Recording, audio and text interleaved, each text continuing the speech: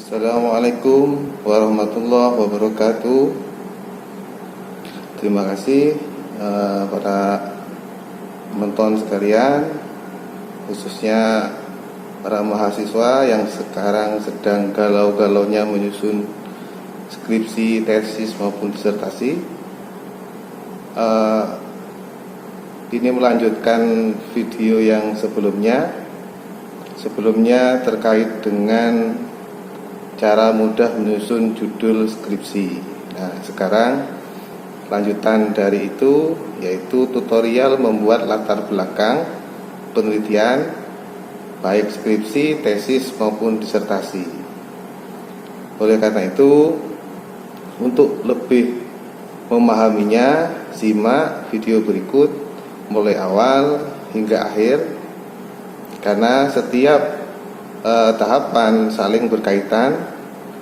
Di dalamnya nanti akan membahas tentang bagaimana kesalahan-kesalahan dalam membuat latar belakang selama ini, kemudian tips atau cara mudah dalam menyusun latar belakang, dan di akhir sesi nanti ada sedikit tutorial cara membuat latar belakang yang baik. Kita mulai, yaitu terkait dengan kesalahan yang harus dihindari dalam latar belakang. Ini berdasarkan yang saya amati sendiri.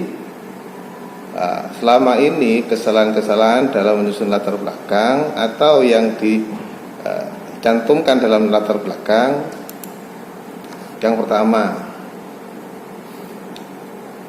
copy paste dari latar belakang yang ada di buku atau penelitian-penelitian lain.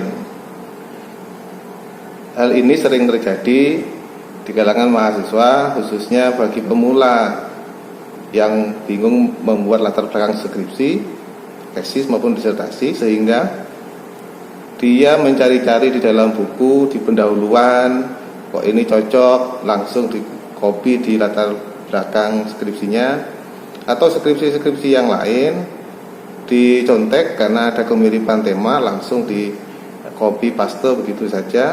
Nah, hal ini harus dihindari karena latar belakang kita, penelitian kita pasti berbeda dengan penelitian-penelitian yang lain, sehingga memiliki latar belakang pun juga harus berbeda, yang harus kita sesuaikan dengan judul kita. Yang kedua, latar belakang yang terlalu bertele-tele. Ini biasanya tujuannya mempertebal skripsi. Kemudian terlalu umum, maksudnya ini menggunakan bahasa yang terlalu umum. Misalnya temanya tentang prestasi belajar, tapi di latar belakang menceritakan tentang pendidikan adalah fungsi pendidikan seperti ini, terlalu umum, tentang manusia dan seterusnya. Seharusnya latar belakang itu harus to the point, apa masalahnya. Jadi tidak bertele-tele. Itu hanya mempertebal skripsi. Mungkin dulu mindset skripsi semakin tebal dikatakan semakin berkualitas.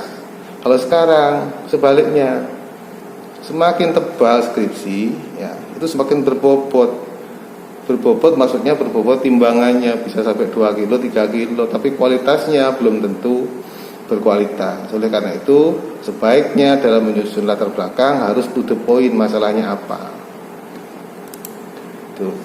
Yang selanjutnya, latar belakang yang tidak beralur atau alurnya tidak jelas dan tidak menjelaskan kaitan antar variabel-variabel yang diteliti. Nah, ini nanti akan dibahas pada slide selanjutnya. Pada dasarnya latar belakang itu ada 2 alur, deduktif dan induktif, ya. Itu dua-duanya sama-sama benar jika penulis atau peneliti memahaminya. Jadi harus beralur, baik menggunakan piramida utuh atau piramida terbalik. Nah, ada kesalahan yang sering dialami oleh mahasiswa, latar belakang yang tidak beralur, dari umum dulu menjelaskan, kemudian mengkerucut ke khusus, kemudian umum lagi, mengerucut lagi, umum lagi, jadi tidak beralur. Orang membaca biasanya, dosen membaca atau mahasiswa lain membaca itu bingung. Ketika dibaca, ini mau ending, mau selesai, muncul lagi, umum lagi, mau selesai muncul lagi, ini membingungkan malah. Oleh karena itu, bagaimana membuat alur latar belakang yang baik nanti kita pelajari pada slide berikutnya. Kemudian latar belakang yang hanya berisi parade definisi teori yang sangat miskin datanya. Ini banyak sekali. Saya sering kali mengoreksi atau merevisi skripsi. Latar belakangnya ada 20 halaman. 17 halaman itu isinya definisi, teori, dan seterusnya, konsep-konsep saja. Mungkin 1 atau 2 halaman yang berisi tentang data yang ingin diteliti atau masalah yang ingin diteliti. Jadi isinya itu tidak jauh beda dengan bab 2. Padahal teori, definisi, kajian itu ada bagiannya sendiri, yaitu di bab 2, kajian teori atau kajian pustaka. Nah, ini perlu dihindari. Kemudian di latar belakang itu ya tidak boleh mencantumkan pendapatnya sendiri, harus berbasis fakta dan data. Pendapat sendiri itu pun hasil analisis dari data yang dicantumkan. Misalnya kita mencantumkan data begini. Dari data tersebut dapat dipahami atau dapat disimpulkan begini, itu boleh. Kalau kita menjustis misalnya kualitas para guru di kabupaten ini sangat rendah, lah ini tidak boleh pendapat sendiri. Datanya mana? Kita mengatakan seperti itu. Nah, karena latar belakang ini kan sebelum penelitian kok sudah menilai dulu, jadi itu tidak boleh. Jadi intinya mengantarkan pada tema yang akan diteliti, jadi gitu. Nah, selanjutnya ini sepele tapi sering kali terjadi. Hindari kata harus atau seharusnya. Seperti yang saya katakan tadi, latar belakang itu mengantarkan, bukan memberikan solusi atau memberikan rekomendasi. Itu bagian nanti di bab 5 dan 6 atau bab rekomendasi. Kemudian yang selanjutnya, hanya prasangka tanpa adanya data.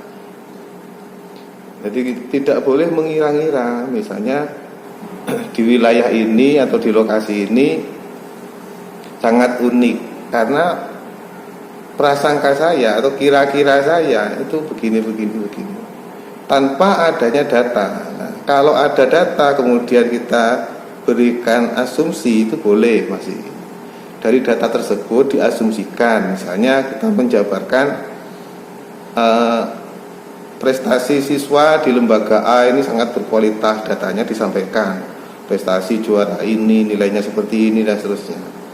Di bawahnya boleh kita menilai atau kita berprasangka, namanya prasangka itu asumsi, boleh. Dari kualitas siswa tersebut dapat diasumsikan bahwa mereka juga dididik oleh guru yang berkualitas pula. Nah, itu boleh. Tapi jika tanpa adanya data kita berprasangka, nah ini sama dengan kita hanya sekedar menduga-duga. Padahal di dalam penelitian tidak boleh hanya sekedar menduga tanpa adanya fakta. Dari sini kalian semuanya mulai terbuka.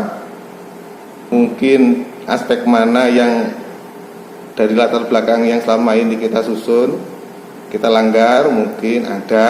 Nah, oleh karena itu mulai sekarang diperbaiki lagi, dihindari ketika ada salah satu aspek yang saya sajikan ini terdapat dalam latar belakang kalian. Ingin saya sampaikan, membuat latar belakang itu memang sangat sulit. Bahkan di dalam skripsi bab 1 sampai terakhir Itu kategori yang sulit itu membuat latar belakang. Jumlah halamannya tidak terlalu banyak, tapi membuatnya sulit.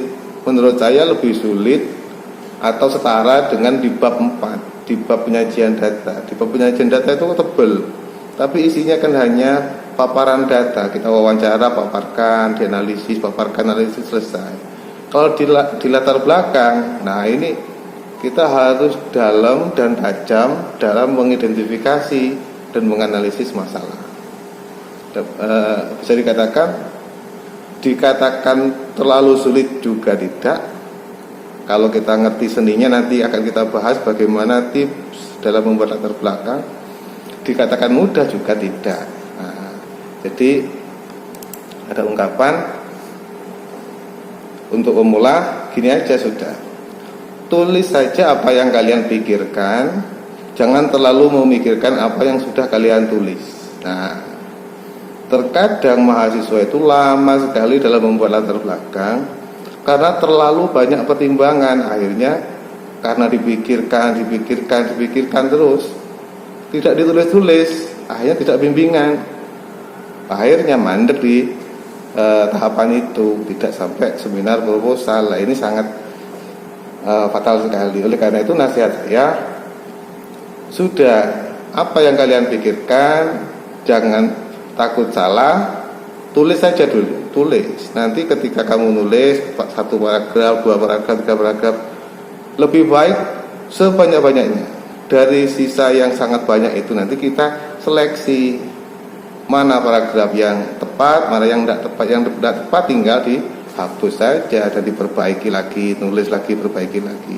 Insya Allah latar belakang yang kamu tulis akan pelan-pelan menjadi sempurna.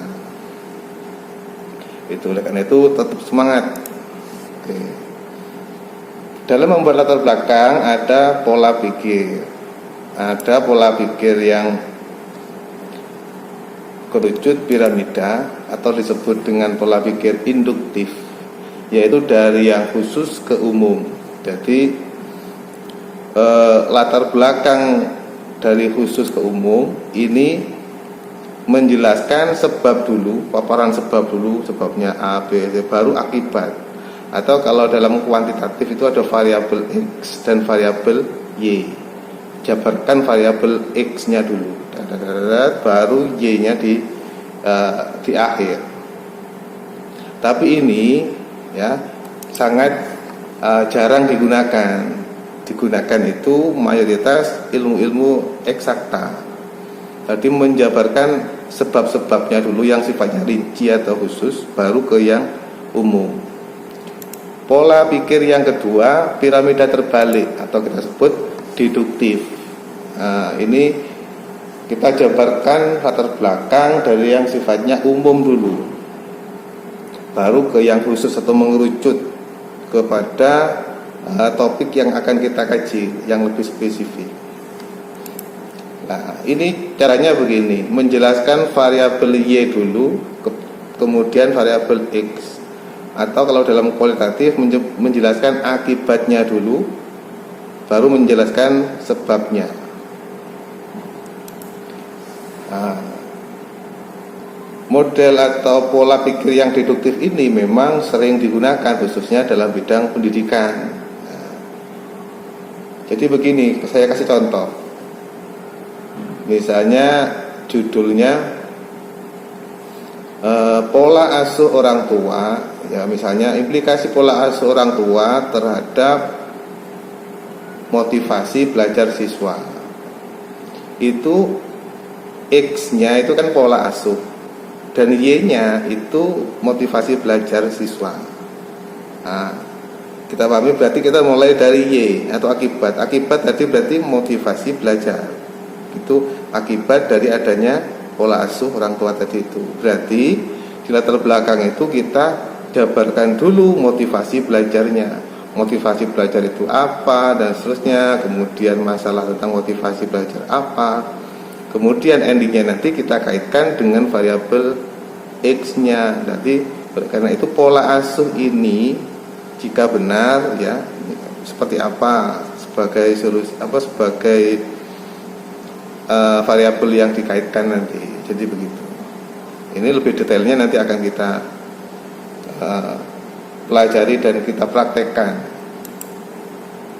Nah, ini saya tidak mengatakan yang induktif ini benar, yang deduktif salah, atau sebaliknya yang induktif ini salah dan deduktif benar. Itu tergantung para peneliti masing-masing. Harus punya alasan yang kuat menggunakan yang pola pikir yang mana. Nah, ciri umumnya kalau induktif itu biasanya langsung to the point. Langsung to the point. Jadi masalah di lapangan itu apa? Langsung disampaikan di awal. Baru nanti ke belakang sifat yang menjelaskan akibat, menjelaskan yang hal-hal umum saja di belakang. Sebaliknya yang deduktif begitu. Tapi pada umumnya ya, mayoritas kita menggunakan yang pola deduktif. Jadi gitu. Nah, ini saya kasih contoh bagaimana menyusun latar belakang dengan pola deduktif. Jadi gitu. Pertama kita uraikan dulu uraian ideal normatif atau landasan pemikiran ya, yang meliputi ayat atau hadis-hadis, karena kita di IAIN ya, ini jangan sampai ditinggalkan. Ayat atau hadis tentang variabel Y. Nah, saya kasih contoh tadi itu pola asuh X-nya, Y-nya motivasi belajar. Berarti kita menjabarkan dulu motivasi belajar itu apa. Motivasi belajar merupakan satu paragraf saja, jangan terlalu banyak. Jadi paragraf itu menceritakan pentingnya motivasi belajar. Begitu. Motivasi belajar kita sebut variabel akibat. Nah, kita cari aja ayat atau hadis tentang pentingnya motivasi belajar. Itu banyak sekali. Kalau pemula, khususnya mahasiswa yang tidak atau jarang belajar tentang ayat atau hadis, gampang. Browsing di Google, tulis ayat tentang motivasi belajar. Kok muncul di situ surat apa? Baru kita cross check ke kitab hadis yang sebenarnya. Jangan dari Google kemudian kita rujuk footnote-nya dari web tersebut. Ayat jangan dirujuk dari sebuah web, karena website atau blog itu bisa saja salah redaksinya. Kita hanya mencari di Google itu ayat tentang motivasi belajar itu surat apa, ayat berapa, baru kita cek di ayat yang sebenarnya atau kitab tafsir yang sebenarnya. Itu untuk pemula biasanya seperti itu. Kalau untuk yang sudah expert, tidak perlu di Google, nanti langsung sudah paham ini surat ini, ayat ini, dan seterusnya.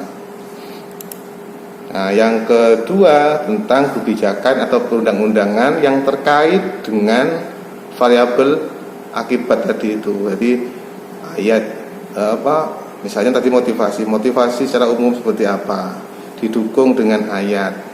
Tapi tidak hanya ayat dan arti saja, tapi ayat, arti dan penjelasannya itu seperti apa, menjelaskan ayat itu atau hadis. Baru didukung atau dikuatkan dengan kebijakan-kebijakan yang ada di Indonesia khususnya terkait dengan variabel akibat. Sama prosesnya kayak tadi itu, browsing boleh untuk mencari kata kuncinya saja, tapi jangan itu di-copy, cek kebijakan yang sebenarnya. Banyak sekarang, semua kebijakan sudah di open access kan, bisa di-download. Kemudian landasan religius sudah, landasan yuridis sudah, boleh tambahin landasan-landasan sosiologis, landasan psikologis, landasan filosofis, terserah. Yang penting di situ menjelaskan tentang kondisi normatif. Kemudian ditambah juga tentang konsep atau teori tentang variabel akibat tadi itu. Tapi jangan banyak-banyak, 1 atau 2 paragraf saja. Kalau banyak-banyak terjadi kesalahan yang seperti saya sebutkan tadi, hanya berisi parade teori dan definisi. 1 atau 2 paragraf saja. Poin tentang uraian ini jangan terlalu banyak, sekitar 1 maksimal 2 halaman itu maksimal. Kalau bisa semakin sedikit aja. Yang penting to the point apa yang ingin dibahas. Nah, baru di sini yang paling penting itu nih. Semua latar belakang harus ada gap research yang berisi tentang fakta dan data empirik tentang masalah yang ingin diteliti. Tadi itu kan menceritakan ideal. Ideal itu begini loh. Misalnya motivasi belajar yang baik itu begini. Menurut dasar-dasar tadi. Gap research biasanya diawali lebih mudahnya misalnya. Namun realita di lapangan ditemukan fakta yang berbeda dengan kondisi tersebut. Nah itu gap itu ini yang normatifnya, yang idealnya, tapi kenyataannya seperti ini. Nah itu gap namanya. Ketika dijelaskan di awal begini yang ideal, namun kenyataan atau realita di lapangan ditemukan bahwa motivasi belajar siswa misalnya sangat rendah. Misalnya datanya apa? Sangat rendah itu kan faktanya. Datanya apa? Ngomong sangat rendah, misalnya dalam aspek kognitif nilai rapotnya di bawah KKM, nilai afektif, kemerosotan moral siswa sangat drastis dan seterusnya. Itu data itu harus ada rujukan validnya. Jadi gitu. Kemudian fakta-fakta itu didukung di bawahnya paragraf selanjutnya itu tentang hasil penelitian terdahulu tentang variabel Y tersebut.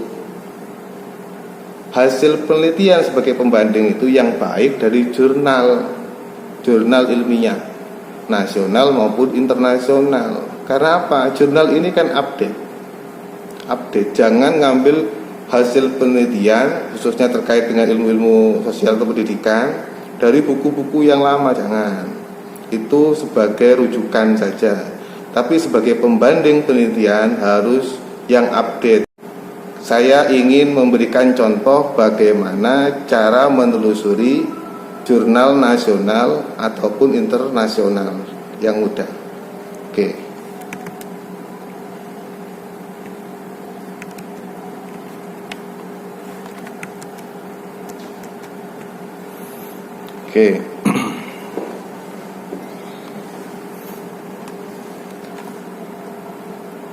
Kita secara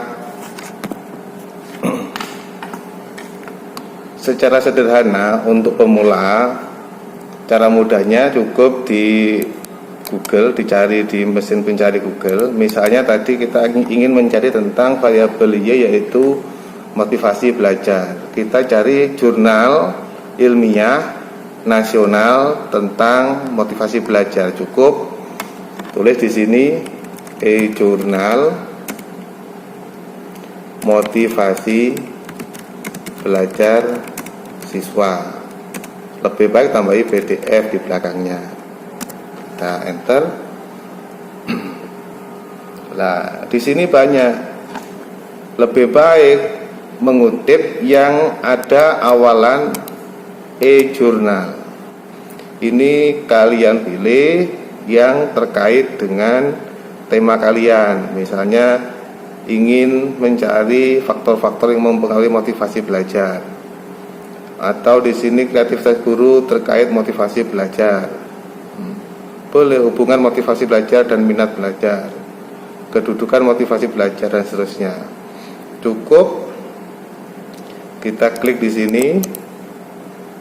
Nah, sebagai pembanding kita cukup cantumkan saja nama penelitinya siapa, ya, kemudian tahun, kemudian hasil penelitiannya apa. Itu hasil penelitian itu cukup bisa dilihat di abstraknya saja, di abstrak jurnalnya itu. Baru di detailnya dicantumkan di dalam footnote atau indnote-nya. Nah, kita download misalnya begini. Dari jurnal yang sudah kita temukan, kita cukup mencantumkan nama, kemudian untuk melihat tahun ada di bawah biasanya. Nah, ini tahun 2017.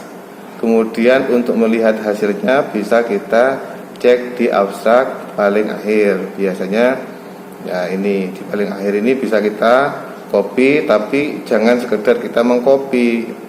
Kita pasti terdeteksi, latar belakang kita terdeteksi plagiasi. Oleh karena itu kita ambil intinya dengan menggunakan bahasa kita sendiri. Itu cantumkan beberapa, jangan hanya satu. Minimal ya tiga dari sumber jurnal yang berbeda. Kemudian yang harus kita paparkan lagi di bawah penelitian terdahulu tadi, keunikan atau keunggulan terkait dengan variabel X-nya. Tadi sudah menjelaskan variabel Y-nya. Y-nya itu variabel akibat. Sekarang menjelaskan keunikan tentang variabel X. Kalau melihat contoh tadi, pola asuh orang tua itu variabel X-nya. Kita sudah menjelaskan variabel Y tentang motivasi belajar. Kemudian kita kasih tambahan paragraf untuk nyambungkan ke variabel X-nya. Misalnya baik buruknya motivasi belajar ya, atau berhasil tidaknya apa gitu ya, sebuah akibat apa, itu tergantung pada pola asuh orang tua siswa, misalnya begitu. Dan dikaitkan seperti itu, baru kita jelaskan apa keunikan variabel X yang ada di lokasi penelitian kalian. Ini variasi, ini sangat bervariasi, jadi disesuaikan dengan setiap lokus yang berbeda-beda. Yang harus dipahami yaitu keunikan dan keunggulannya. Gitu. Kemudian menjelaskan alasan mengapa tertarik memilih judul itu. Jadi langsung saja, tidak usah bertele-tele. Peneliti tertarik memilih judul ini karena apa? Disebutkan langsung di situ, tidak usah bahasa teori, langsung bahasa kalian saja yang lebih apa adanya sesuai dengan fakta. Jadi gitu. Yang terakhir yaitu mencantumkan atau menjabarkan kontribusi atau pentingnya hasil penelitian itu. Misalnya begini, setelah alasan tertariknya memilih judul itu dijelaskan bahwa penelitian ini sangat penting untuk dilakukan, misalnya karena selama ini misalnya belum ditemukan sebuah model terkait dengan ini yang ideal misalnya. Oleh karena itu hasil penelitian ini sebagai sumbangsih dalam mencetuskan sebuah model itu, misalnya begitu.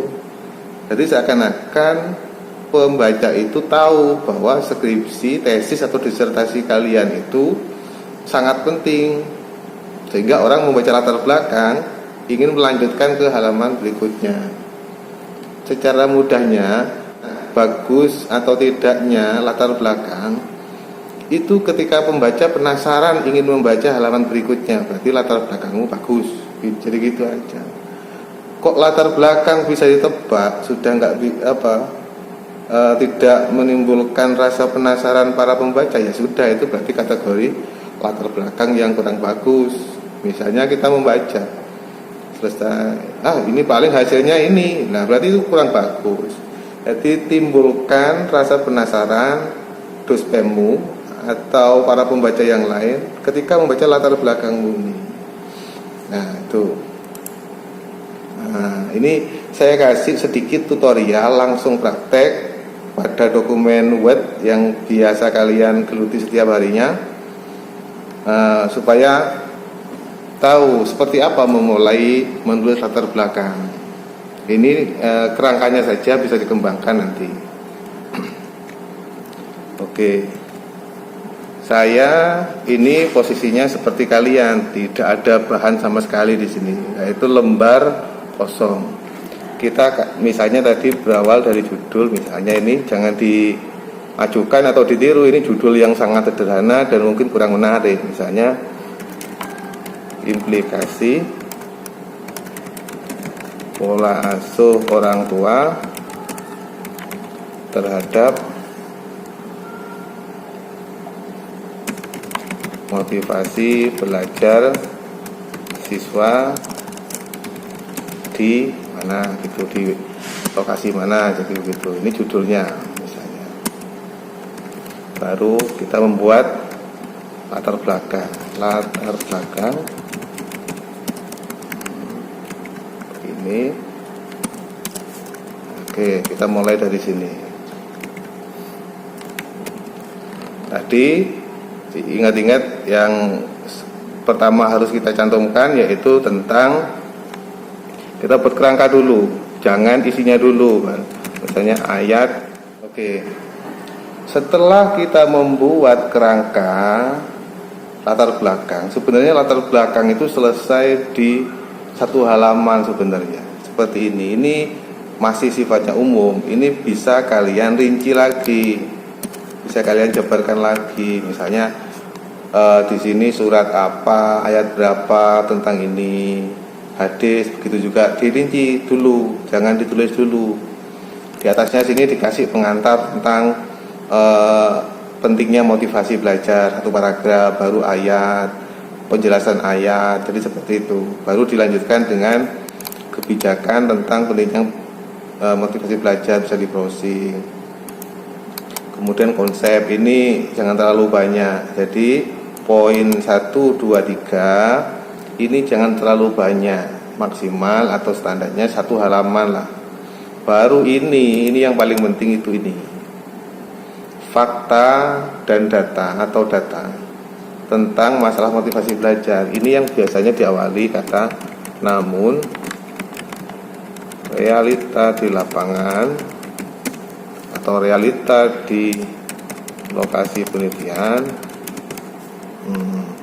atau apa intinya, realita selama ini misalnya motivasi belajar siswa di apa masih dikategorikan masih kategori rendah atau masih rendah, itu baru didukung oleh data.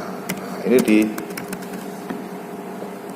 dikasih tanda seperti ini, baru dijabarkan ini data-datanya seperti apa, baru didukung ya, ini data yang kalian temui masalahnya, baru didukung oleh penelitian-penelitian yang selama ini dilakukan oleh para pakar. Ini biasanya menjelaskan sebab-sebab terjadinya masalah itu atau faktor penyebab terjadinya masalah itu apa menurut para peneliti selama ini. Tadi itu kita cari, kemudian baru kita ungkapkan di sini.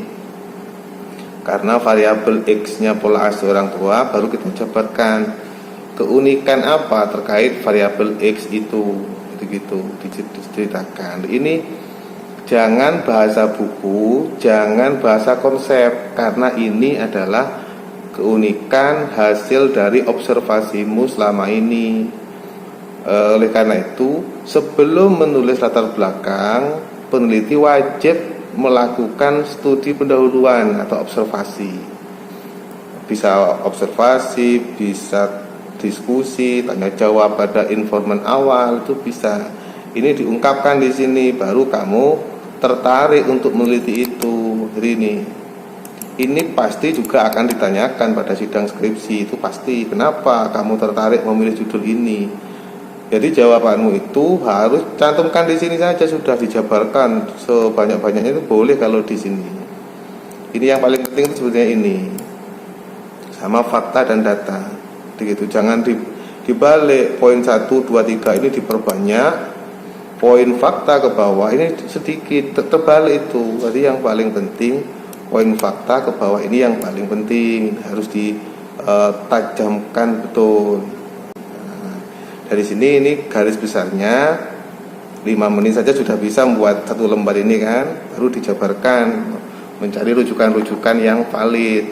Membuat latar belakang kalau sudah tahu kerangkanya itu 1 hari selesai.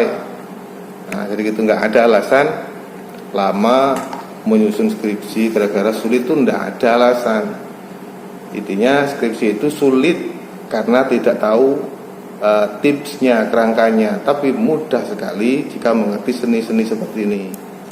Sebagai penutup, ada ungkapan tentang hakikat ujian skripsi. Yang dinamakan ujian skripsi itu dimulai sejak mengajukan judul, pusing cari judul, ditolak berkali-kali, ribetnya menemui dosen pembimbing, direvisi berkali-kali, bolak-balik penelitian, ribetnya birokrasi persuratan, surat izin penelitian, hingga akhirnya di ACC Dospem. Itulah hakikatnya ujian skripsi, bukan di ruang sidang skripsi. Jadi skripsi yang terbaik itu bukan sekedar hasil, namun tergantung prosesnya. Lebih baik bertubi-tubi pada proses bimbingan, tapi ujian santai, ketimbang bimbingannya santai tapi saat ujian dibantai. Nah, itu harus dipahami betul. Mungkin cukup sekian dari saya, semoga bermanfaat dan terbuka pikirannya untuk semangat mulai menulis skripsi. Sekian dulu dari saya. Mohon maaf apabila ada kata dan sajian yang berkenan. Terima kasih. Assalamualaikum warahmatullahi wabarakatuh.